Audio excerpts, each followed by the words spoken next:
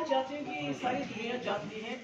دولت صاحب عبداللہ فیملی کے بہت ہی زیادہ ہمدرد اور دوست ہیں،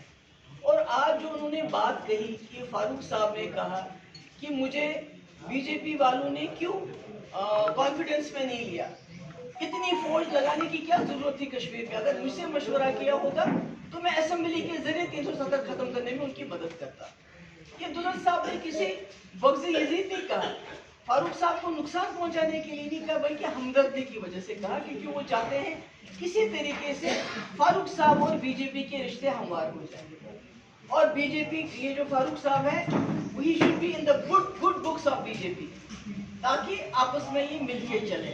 تو جو آپ عمر صاحب کہتے ہیں مفتی صاحب، وہ بڑی چھوٹی چھوٹی باتیں کہی ہیں، وہ اتنا بڑا مسئلہ نہیں ہے۔ 370 کے لیے فاروق صاحب کا یہ کہنا ہے کہ میں بی جے پی کی مدد کرنے کے لیے تیار تھا، وہ بھی اسمبلی کے ذریعے، یہ بہت بڑا مسئلہ ہے۔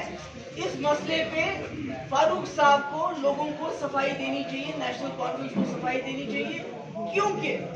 یہ اس بات کی طرف اشارہ کرتے ہیں کہ 3 اگست کو فاروق صاحب اور عمر صاحب پرائم منسٹر کے پاس کیا کرے، وہاں کیا ہوا، کیونکہ انہوں نے کسی کو نہیں بتایا وہاں کیا ہوا، یا اس سے پہلے 2014 جس وقت پی ڈی پی اور بی جے پی کی بات چل رہی تھی آپس میں، اس وقت دیویندر رینا جو اس وقت دنیا میں نہیں ہے، انہوں نے کہا ایک بار نہیں 4 بار عمر صاحب اور وہ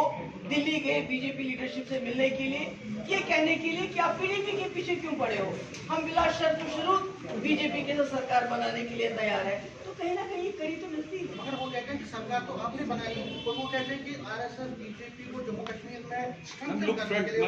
ایک موقع دینے کے لیے، تو پی ڈی پی سب سے بڑا الزام بی جے پی پہ کیا ہے کہ وہ 370، اور بی ڈی پی وہ جماعت ہے جس نے بی جے پی کے ہاتھ 3 سال باندھ دیے جب ہم سرکار میں تھے۔ کیا انہوں نے